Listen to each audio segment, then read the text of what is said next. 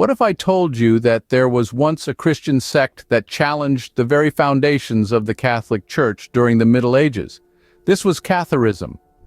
In the 12th century, a particular Christian sect started to gain traction, primarily in the Languedoc region of France. This sect was known as the Cathars, a name derived from the Greek word katharoi, meaning the pure. The Cathars were not an isolated phenomenon. Their beliefs echoed those of other medieval Christian sects, such as the Paulicians in Armenia and the Bogomils in Bulgaria, who also sought spiritual purity by renouncing the world and its pleasures. The Cathars, however, took this pursuit of purity a step further. They embraced a form of Manichaean dualism, a belief in two opposing principles, one good, the other evil. They believed that the material world was the creation and domain of the evil principle. In their eyes, the Orthodox Christian Church, with its material wealth and power, was a manifestation of this evil. By the middle of the 12th century, the Cathar Church had firmly established itself, especially in the region of Albi. Here they found many followers and supporters among both the nobility and the common people. This strong presence led to the Cathars of southern France, often being referred to as Albigensians after the town of Albi. But as their influence grew, so did their divergence from mainstream Christianity. They rejected the authority and teachings of the Catholic Church, seeking to establish their own interpretation of Christianity. They held beliefs that were radically different, even heretical in the eyes of the Church. They denied the divinity of Jesus, rejected the sacraments, and believed the Old Testament was the work of the evil principle. So the Cathars, known for their purity, started to establish their own interpretation of Christianity, setting the stage for an inevitable conflict. This divergence wasn't just a theological dispute, but a challenge to the very foundations of the Catholic Church, a challenge that would have far-reaching consequences in the years to come. The Cathars didn't just challenge the Catholic Church's authority, they brought forth a radically different belief system. This belief system was founded on a form of Manichaean dualism, a doctrine that sees the world as a battleground between two opposing principles, one good and one evil. The Cathars believed the material world to be the creation and domain of the evil principle, a view shared by other medieval sects, such as the Paulicians in Armenia and the Bogomils in Bulgaria. The Cathars lived an ascetic lifestyle, abstaining from sexual intercourse and refraining from consuming meat, eggs, cheese, and wine. They rejected the sacraments, hierarchy, and rituals of the Catholic Church, including the veneration of saints, relics, and images.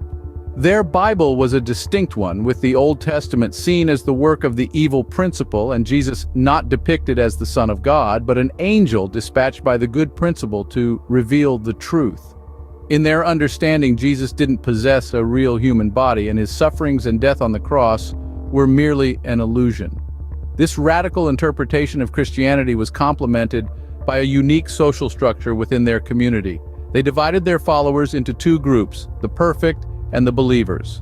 The perfect were those who lived by a strict moral standard and received a special initiation called the consolamentum, believed to liberate them from the cycle of reincarnation and enable their return to the realm of the good principle. The believers were those who supported and respected the perfect, aspiring to receive the consolamentum on their deathbed. Such radical beliefs and practices set the Cathars apart from the mainstream Catholic Church, which they viewed as the instrument of the evil principle. Their refusal to acknowledge the Church's authority or pay its taxes, coupled with their growing influence, made them a significant threat in the eyes of the Church. With such radical beliefs, the Cathars were seen as a severe threat to the Catholic Church, leading to a bitter conflict. As the Cathars grew in number, so did the tension with the Roman Catholic Church. This was a conflict that had been simmering beneath the surface, waiting for the right spark to set it ablaze. The Cathars' refusal to pay taxes or acknowledge the authority of the Church was a direct challenge to its power and control. The Catholic Church initially responded with attempts to quell the growing Cathar movement using peaceful means. They dispatched preachers to the Languedoc region, hoping to win back the hearts and minds of those swayed by Cathar teachings. They staged public debates, inviting Cathar perfecti to defend their beliefs against the orthodox doctrines of the church. And they tried persuasion, appealing to the Cathars' sense of faith and duty. But these efforts bore little fruit. The Cathars remained steadfast in their beliefs, and their influence continued to grow. This left the church with few options. If persuasion couldn't win the day, then perhaps force could. So, the church resorted to more severe measures. They excommunicated Cathars, cutting them off from the sacraments and the Christian community. They confiscated Cathar properties, hoping to hit them where it hurt most, their resources. And they imprisoned Cathars, believing that physical confinement might achieve what intellectual argument had failed to do. But the Cathars weren't easily silenced or subdued.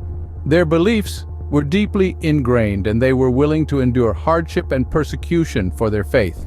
This resilience only fueled the church's determination to put an end to the Cathar heresy.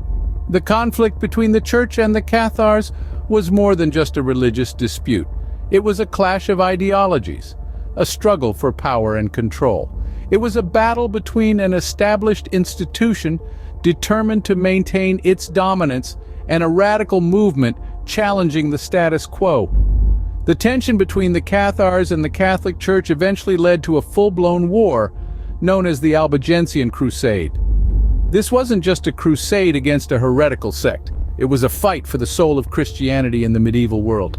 The Albigensian Crusade was a brutal conflict that marked the beginning of the end for the Cathars.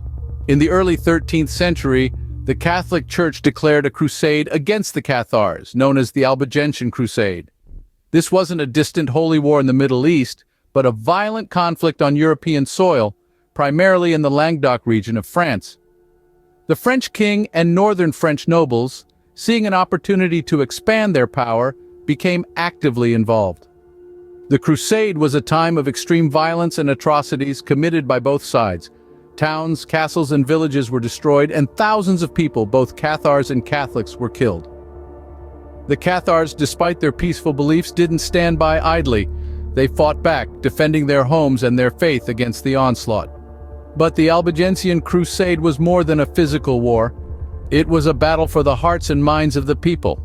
The Catholic Church sought to wipe out the Cathar heresy, not just by killing its followers, but also by destroying its teachings and eradicating its memory. After the Crusade, the Catholic Church established the Inquisition in southern France. The Inquisition's task was to root out and punish the remaining Cathars, who had gone underground and continued to practice their faith in secret. The Inquisition used brutal methods, including torture and execution, to force the Cathars to recant or to reveal their fellow heretics.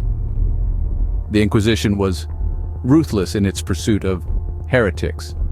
No one was safe from its reach. It was a time of fear and suspicion, where neighbor could turn against neighbor, and even the slightest hint of heresy could result in a visit from the inquisitors. Despite the violence and oppression, the Cathars didn't disappear overnight. Many continued to practice their faith in secret, passing down their beliefs from generation to generation. But the Albigensian Crusade and the Inquisition had taken their toll. The Cathar faith, once so vibrant and widespread, was now a shadow of its former self. The Albigensian Crusade and the Inquisition marked a dark chapter in history, signaling the downfall of the Cathars. Despite their downfall, the Cathars left a lasting impact on medieval Europe. They challenged the authority of the Catholic Church at a time when dissent was not just frowned upon, but violently suppressed. This audacious defiance, while it led to their downfall, also set a precedent for the questioning of religious authority, a theme that recurs throughout history. Their unique beliefs, though considered heretical by the standards of their time, introduced a different perspective on spirituality that continues to intrigue scholars. The Cathars' dualistic worldview, their ascetic lifestyle, and their rejection of materialism were radical departures from the religious norms of their era. These beliefs not only set them apart, but also underscored the diversity of theological thought in the Middle Ages. The Albigensian Crusade, while it was a brutal and bloody affair, marked a significant turning point in the relationship between church and state. It was one of the first instances where the church wielded its spiritual authority to justify a military campaign, paving the way for future religious conflicts. Additionally, the crusade led to the establishment of the Inquisition, an institution that would go on to play a significant role in the religious and political landscape of Europe. The Inquisition, created to root out and punish the remaining Cathars, was a chilling demonstration of the lengths to which the church would go to maintain its dominance. This ruthless suppression of dissent, while horrifying, led to a greater awareness of the need for religious tolerance and freedom of thought, concepts that would later become central to the Enlightenment. Though the Cathars were ultimately suppressed, their story remains a powerful testament to the diversity of beliefs during the Middle Ages and the lengths that established powers will go to maintain their dominance. The legacy of Catharism continues to resonate, reminding us that even in the face of overwhelming opposition, the human spirit's quest for spiritual truth remains undaunted. I hope this video has given you some insights into the topic of Catharism. If you liked it, please give it a thumbs up, share it with your friends, and subscribe to my channel for more videos like this. Thank you for watching, and I'll see you in the next one.